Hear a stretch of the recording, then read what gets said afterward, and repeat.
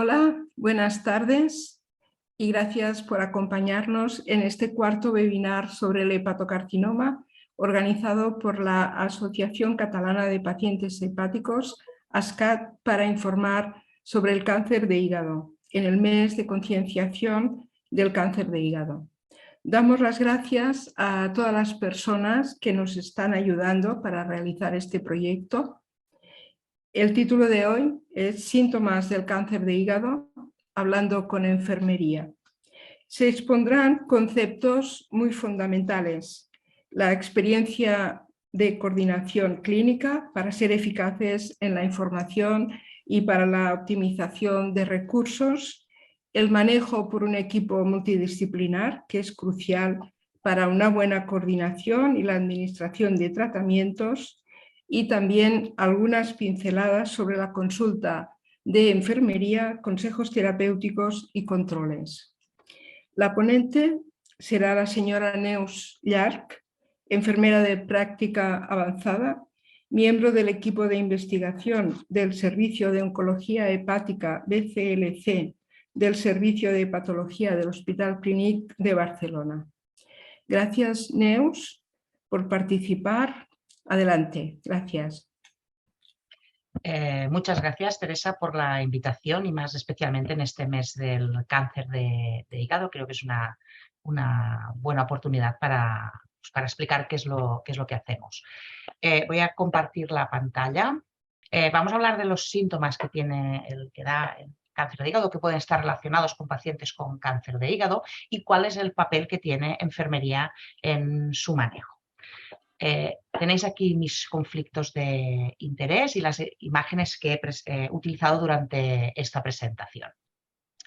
Quisiera empezar hablando de las prioridades en el cuidado de pacientes con cáncer de hígado y para ello he separado lo que son las prioridades que podrían ser denominadas para los pacientes. Un paciente, ¿qué es lo que quiere? Pues quiere curarse, quiere sobrevivir, quiere no sufrir, quiere que los efectos adversos de su tratamiento sean flojos y que esto impacte poco en su estilo de vida y necesita tiempo para aceptar la situación. Por otro lado, el equipo de salud añade otras prioridades a estas del paciente, como son la seguridad, el ofrecer la mejor opción de tratamiento, empezar estos tratamientos lo más pronto posible. Estas prioridades no están reñidas la una con la otra y no hay cambios en función del tratamiento que tenga indicación el paciente. En lo que sí que puede haber un cambio es en que estos equipos tengan o no tengan una enfermera. ¿Qué aporta una enfermera? Una enfermera ayuda a la comprensión de los tratamientos, de la enfermedad, de la sintomatología o de los efectos adversos. El paciente recibe una aproximación diferente de un profesional distinto que no es el médico. Gana un lugar donde expresar las emociones que están relacionadas con esta patología y gana en tiempo de atención, porque si antes tenía solo la atención del médico, ahora tiene también la atención de la enfermera. Como podéis ver, no estoy usando la pantalla completa porque daba fallo, de manera que la animación de la presentación se pierde, pero intentaremos salvar este punto. El cáncer de hígado es una patología muy compleja y parte de su complejidad es que conviven normalmente en el hígado dos enfermedades. Una es la cirrosis y la otra es el cáncer. Entonces, la aproximación al manejo de estos pacientes requiere de un equipo multidisciplinar, en el cual, evidentemente, la enfermería está incluida en este núcleo de atención o debe estar incluida en este núcleo de atención y, paralelamente, hay otros dispositivos que aparecen durante diferentes periodos, como son la hospitalización domiciliaria o la trabajadora social o el farmacéutico. Y vamos a ver cuál es el rol de la enfermera dentro con el manejo de este tipo de pacientes. Lo hemos dividido en tres partes: el rol dentro del equipo multidisciplinar, el rol directo de manejo del paciente y el rol de cara a la sociedad. En el equipo multidisciplinar, la enfermera ayuda en el diseño de los circuitos de atención. Cuando hay un nuevo tratamiento, se tiene que establecer cuándo van a hacer el seguimiento, qué pruebas de imagen son necesarias, pues el diseño o si tiene que ir a tal dispositivo, coordinar con el hospital de día, con hospitalización domiciliaria, con angiorradiología, con los servicios que sean necesarios para que ese tratamiento tenga un circuito y una trazabilidad que el paciente pueda seguir. También lo mismo en los circuitos de seguimiento, o sea que la enfermera coordina y organiza junto con el resto del equipo multidisciplinar. De cara a la atención con el paciente, la principal tarea o el principal rol es la educación, el dar los conocimientos necesarios para el manejo de la enfermedad y los tratamientos. Participamos también activamente en el seguimiento de estos pacientes, tanto en tratamientos como en el seguimiento de la enfermedad. Manejamos los efectos adversos de los tratamientos, tanto de los tratamientos como de la enfermedad. Y como he comentado antes, tenemos un rol en el manejo de las emociones, como veremos a continuación. Con lo cual, nuestra actividad es acompañar, informar, educar y monitorizar a los pacientes. Y luego tenemos un rol que queda oculto, los pacientes veis más... Es en directo, es en directo.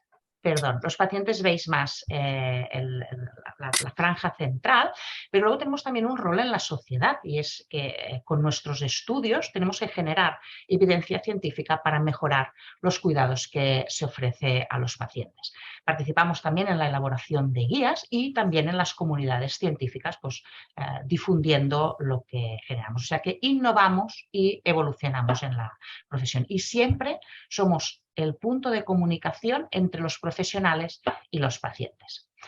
Cuando hablábamos, aquí veis marcado en amarillo, del manejo de las emociones, es porque cuando durante el proceso de un diagnóstico o de un proceso de enfermedad de un paciente con cáncer hepático, hay muchas emociones que van apareciendo en los distintos puntos. El primero es en la detección, cuando casualmente pues, o en los cribados aparece un nódulo. ¿Qué tenemos? Pues tenemos sorpresa, ¿qué pasa aquí? ¿Qué es esto? Y a continuación aparecen los nervios y el temor. Y estos nervios y temor van a estar allí durante todo el proceso de la enfermedad.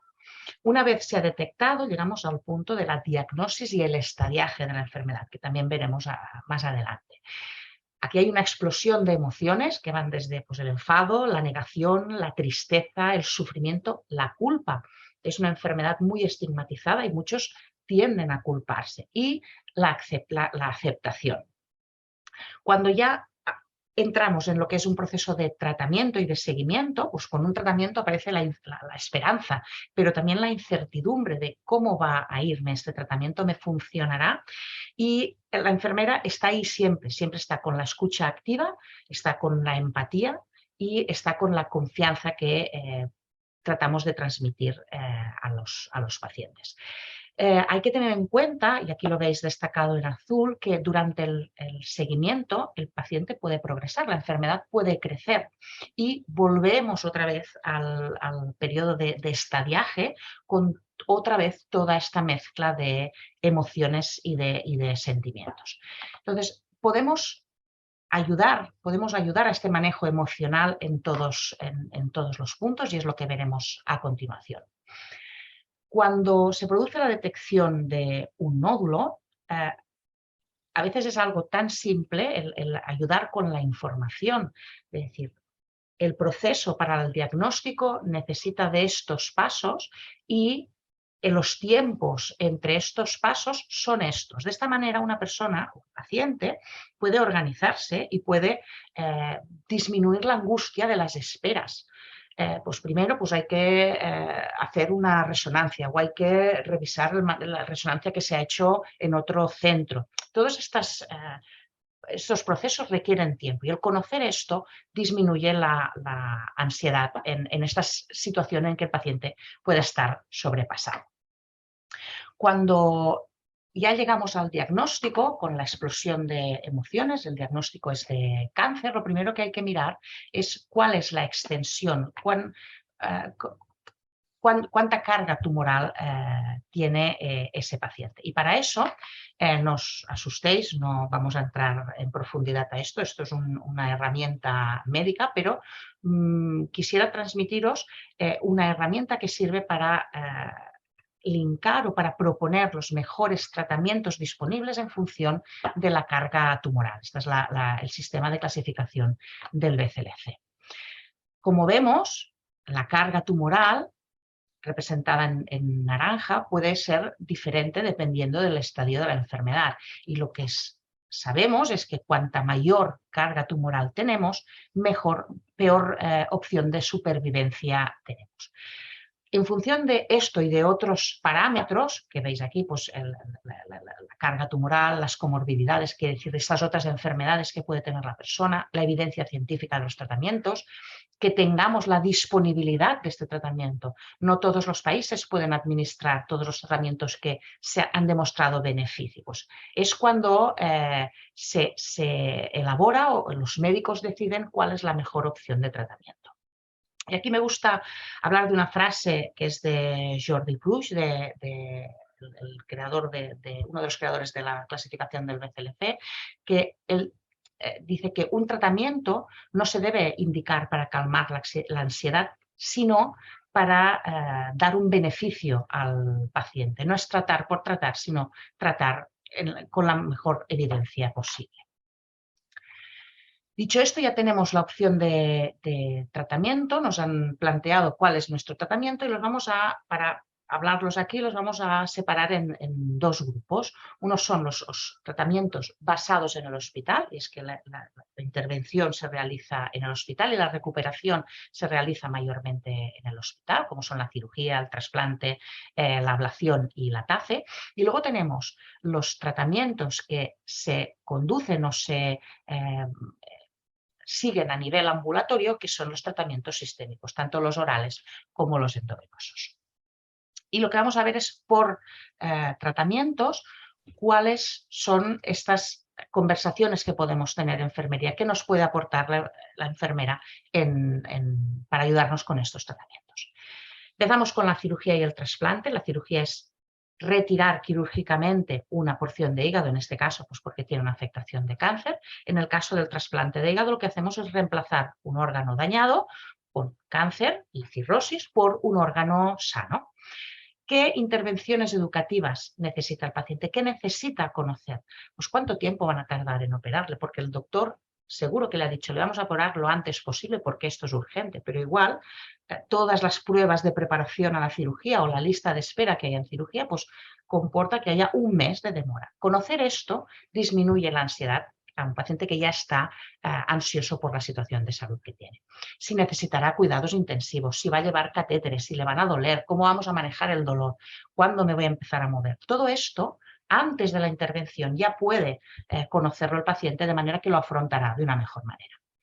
En el caso del trasplante, en el pretrasplante hay que manejar para que las descompensaciones del hígado, esta segunda enfermedad que tenemos, no impidan que llegue el trasplante. O durante el trasplante, durante la lista de espera se pueden hacer tratamientos puente, que lo que hacen es controlar el cáncer para poder llegar al trasplante. Tanto en el pre como en el post-trasplante hay que trabajar los hábitos de vida, tenemos que cuidar ese nuevo injerto, evitar, el alcohol no debemos consumirlo y el paciente siempre debe conocer los signos de alarma. Si hablamos de la ablación es una técnica que guiado por ecografía y a través de un catéter, con medidas térmicas de diferentes tipos, quema la zona del hígado donde está el tumor. Y las diferentes energías pues pueden ser la radiofrecuencia, la crioterapia, que es frío, las microondas, que son un tipo de ondas, la electroporación, que son impulsos eléctricos, o la inyección de alcohol. ¿Qué necesita conocer un paciente? Pues, ¿qué va a implicarle ese tratamiento? ¿Cuánto tiempo va a estar ingresado en el hospital? ¿Cómo va a ser realizado este procedimiento? ¿Qué seguimiento va a hacer? ¿Qué sintomatología le va a dar?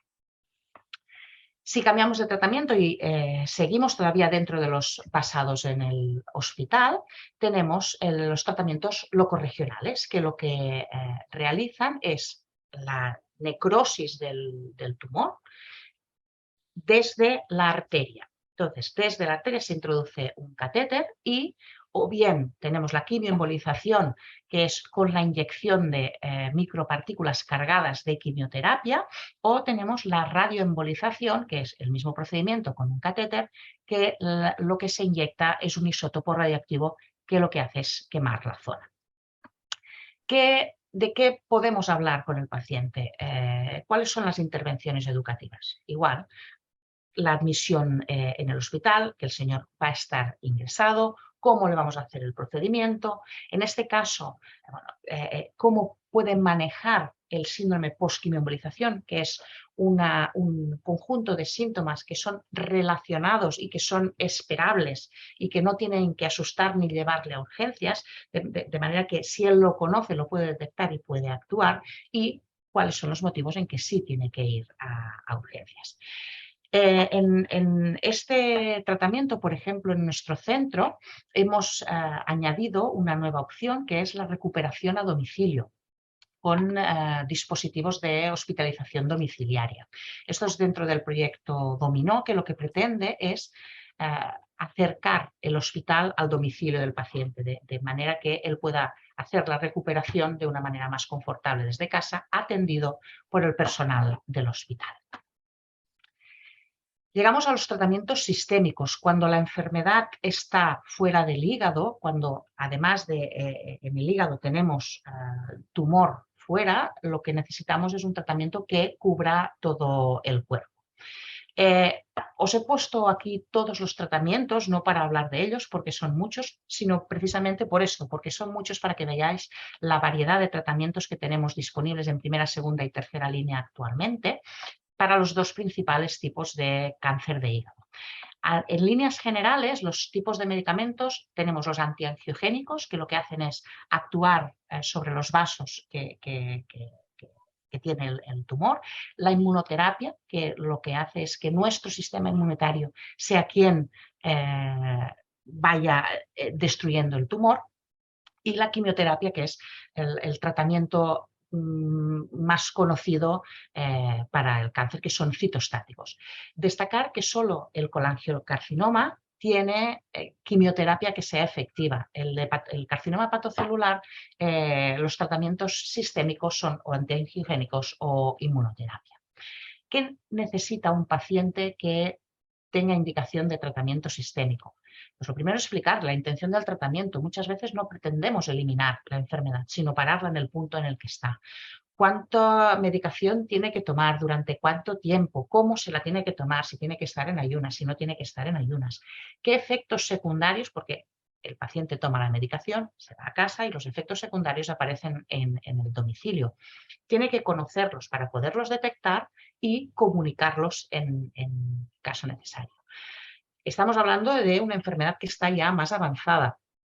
Todo lo que pueda aparecer de descompensaciones relacionadas con la cirrosis, el paciente también necesita información de cómo manejarlo. En la logística del seguimiento, cada 2 meses vendrá a hacerse un TAC y luego tendrá la visita conjunta. Toda esta serie de detalles, de intervenciones educativas son necesarias para que la persona se pueda organizar y pueda seguir con su vida de la mejor manera posible. Pero llega un momento en que la carga tumoral es grande o el cáncer da señales, da síntomas y llegamos a la fase terminal del cáncer, donde lo mejor que podemos ofrecer es el tratamiento sintomático. En este sentido, desde las intervenciones que son más de soporte psicológico, de soporte al cuidador, de manejar los recursos que hay a nivel social que pueden ayudar en este momento. Tenemos el programa PADES, que es un programa de atención domiciliaria que funciona muy bien. Y sobre todo tenemos que evitar perder el contacto con el hospital. Les hemos estado siguiendo mucho tiempo durante muchos tratamientos y se establece un vínculo que es importante, que aunque haya otro equipo responsable del manejo de síntomas, el paciente pueda continuar, y esto lo podemos hacer con la consulta telefónica. Recordar que el cáncer de hígado es una enfermedad silenciosa, que no da sintomatología, que cuando aparecen estos síntomas normalmente está relacionado a los estados avanzados de la enfermedad, y que es un síntoma del cáncer de hígado, es un recuerdo constante de que tenemos esa enfermedad, de que esa enfermedad está allí, y esta convivencia de las dos enfermedades, del cáncer y de la cirrosis. Los principales síntomas del cáncer son el dolor, la pérdida de apetito, la pérdida de peso, la fatiga. Y estos síntomas son indicación de una peor prognosis, de un corto periodo de vida, de estar llegando ya al final de vida. Los síntomas de la cirrosis, la ascitis, que es la retención de líquidos, la ictericia, que es este color amarillo de los ojos o de la piel. Puede dar también hemorragias en el tracto digestivo, que son importantes y que hay que tratar. Y puede haber encefalopatía hepática, que está relacionada con el bajo trabajo del hígado a nivel de filtrar de depurar la sangre. ¿Qué intervenciones? Soporte. Ir facilitando la información en la medida que va saliendo. Sobre todo, control del dolor. No tenemos que sufrir. Cuando hablamos de todas estas intervenciones educativas que hemos visto en cada tratamiento, nosotros en nuestro centro utilizamos lo que son los programas educativos. Este es el cómo estas intervenciones educativas llegan a nuestros pacientes. Y un programa educativo son una serie de visitas protocolizadas, estructuradas, donde vamos dando la información que es necesaria, tanto para empezar un tratamiento como para hacer el seguimiento. ¿Qué conseguimos? Pues empezar el tratamiento de la mejor manera posible, dosificar este exceso de información que podría haber en un momento en el que estamos lábiles. Aumentamos la adherencia al tratamiento. ¿Cómo? Porque incluimos al paciente como un miembro activo del equipo de salud. El paciente es responsable, el paciente conoce cuáles son los síntomas que puede tener, sabe cómo actuar, sabe si tiene que llamarnos, si tiene que ir a urgencias. Esto lo que hace es apoderar al paciente e involucrarlo más. Con esta información bajamos la ansiedad en unos momentos delicados, y lo que pretendemos es transmitir confianza en el equipo de salud. Y estos programas educativos tienen herramientas de soporte. La principal es la consulta telefónica. El teléfono permite que los tratamientos se puedan seguir en casa, porque el paciente tiene a alguien a quien preguntar, tiene a alguien a quien llamar cuando tiene algún problema o tiene alguna duda. Luego tenemos documentación escrita para reforzar, o en presentación, depende del programa educativo, para reforzar toda esta información que les estamos dando. Y luego hay herramientas de monitorización en casa, que son las que tiene que rellenar el paciente, porque es un miembro activo también de su cuidado y del equipo de salud. Estos programas educativos los testamos mediante tres estudios. Uno medía la autonomía de la enfermería, y vimos que más del 50% de las ocasiones en la consulta telefónica la enfermera era autónoma para resolver los problemas presentados por el paciente. Vimos también la autonomía del paciente, este empoderamiento del paciente, y vimos que casi un 60% del manejo del síndrome post-quimioembolización, estos síntomas que os comentaba, el paciente era autónomo para manejarlos, con lo cual evitábamos ir a urgencias, desplazamientos, esperas y otras complicaciones. Y luego medimos también la experiencia del paciente en estos programas educativos, y vimos que el nivel de experiencia del paciente era más alto en las personas que estaban dentro de los programas educativos que los que no tenían contacto con enfermería. Este estudio nos dio también otro dato importante, y es que hacían falta nuevos canales de comunicación con los pacientes, y a raíz de este estudio y ayudados también por el impacto de la COVID, donde los pacientes no podían durante la primera ola venir a la consulta. Nosotros intentábamos poder seguir los tratamientos, que el COVID no afectara a un tratamiento tan importante como es el tratamiento para el cáncer de hígado. Empezar tratamientos a pesar de la primera ola y claro, vimos que la herramienta que teníamos de comunicación era el teléfono, pero quedaba corta y el estudio que hicimos de experiencia ayudó también a ver que hacían falta nuevos canales. En esa línea hicimos unos vídeos personalizados que refuerzan la información que se da. Estos vídeos los seguimos utilizando todavía y os he traído un ejemplo. Aquí veis unas capturas del tratamiento sistémico del cáncer de hígado y a ver si...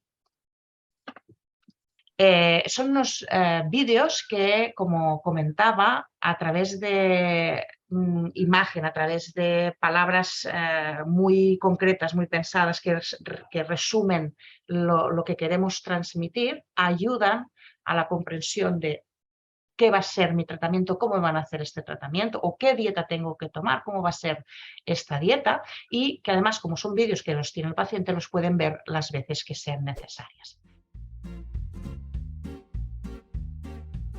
¿Qué es una visita telefónica? Los médicos o enfermeras le llamarán por teléfono y hablarán con usted de la misma manera que en una visita presencial en el hospital. Como no nos podremos ver, le haremos preguntas para saber cómo se encuentra. Si usted quiere, también podrá hacer preguntas o consultas. ¿Es lo mismo una visita telefónica que una visita presencial? En algunos casos sí, pero no en todos. Si los médicos identifican que es necesario hacer una visita física, le pedirán que se acerque al hospital. ¿Cómo me he de preparar para una visita telefónica?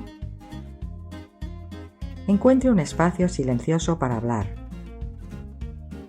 Para evitar ruidos molestos, apague aparatos electrónicos como televisores o radios.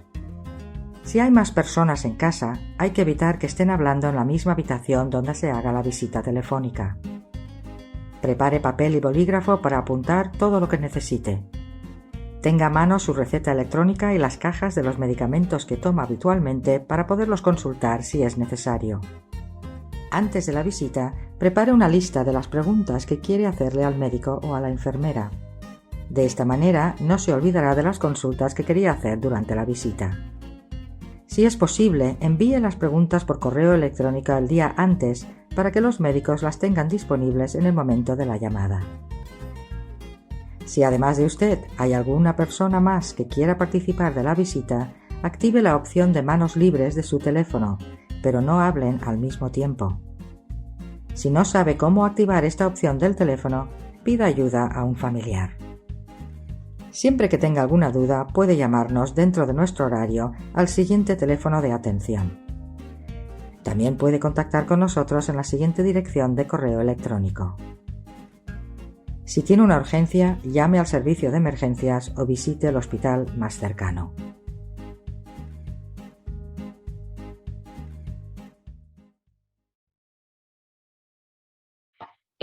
No quisiera terminar sin presentaros el equipo de enfermería.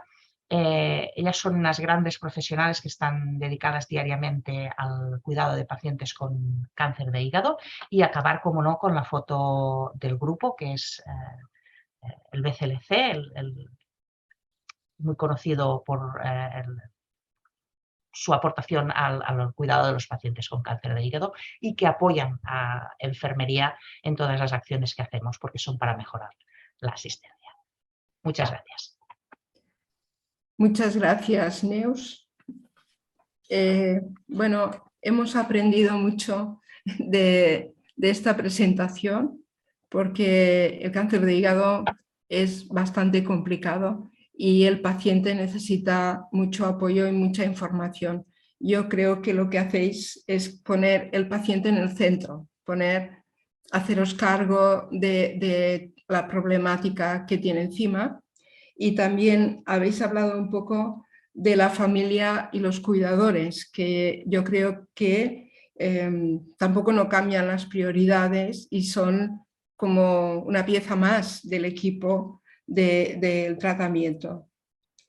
me gustaría que explicaras un poco si el proyecto nuevo en el cual tenéis incorporado test de calidad de vida en el proceso del manejo de estos pacientes. Tengo entendido que estáis haciendo estudios, investigando sobre la calidad de vida y que se puede integrar los resultados también en la historia electrónica, o sea, que los análisis no son suficientes para conocer cómo está el paciente emocionalmente o que si tiene depresión, si tiene problemas para dormir. Toda esta problemática emocional que a veces no pueden expresar y es difícil, pues que hay unos cuestionarios para evaluar esta calidad de vida. Cuestionarios hay muchos y hay muchos de calidad de vida y algunos son específicos para el cáncer de hígado. La calidad de vida es un parámetro que, como el cáncer de hígado no da sintomatología, evidentemente nos da información, pero hay que buscar otras fuentes de información. Porque un paciente con cáncer de hígado puede tener afectada su calidad de vida precisamente por el tratamiento que está siguiendo. Cuando dices, hombre, yo me encuentro bien y con este tratamiento pues tengo estos efectos secundarios que antes no tenía.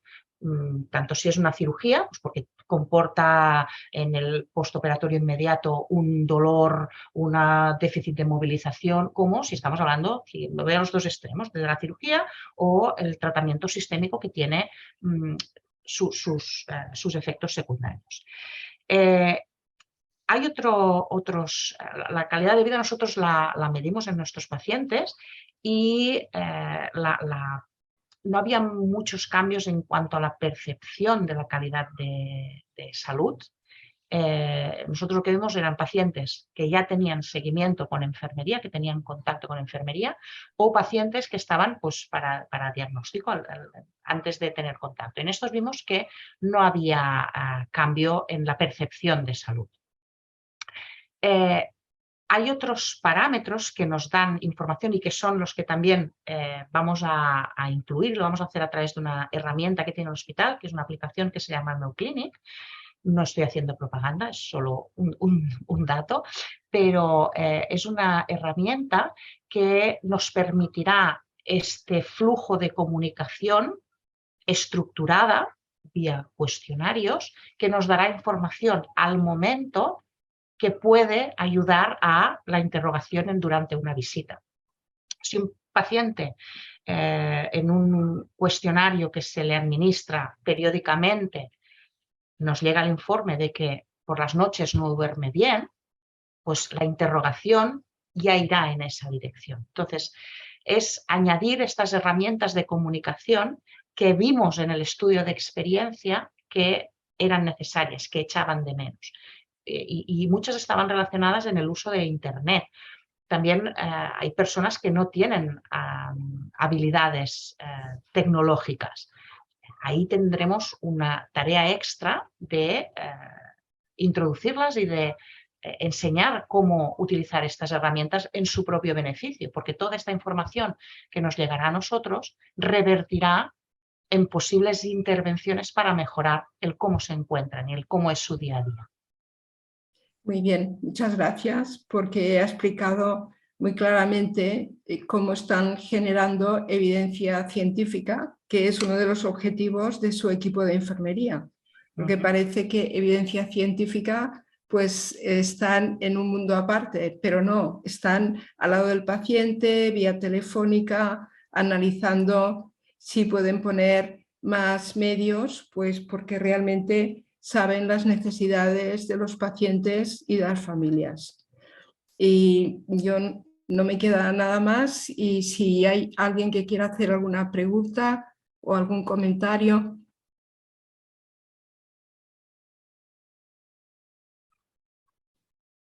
Bueno, Si no hay nadie más, simplemente pues enhorabuena y muchas gracias y vamos a seguir adelante porque hay unos avances importantes que se manifiestan en los nuevos tratamientos en los cuales tenemos muchas esperanzas. Muchas gracias. Muchas gracias a vosotros. Encantada.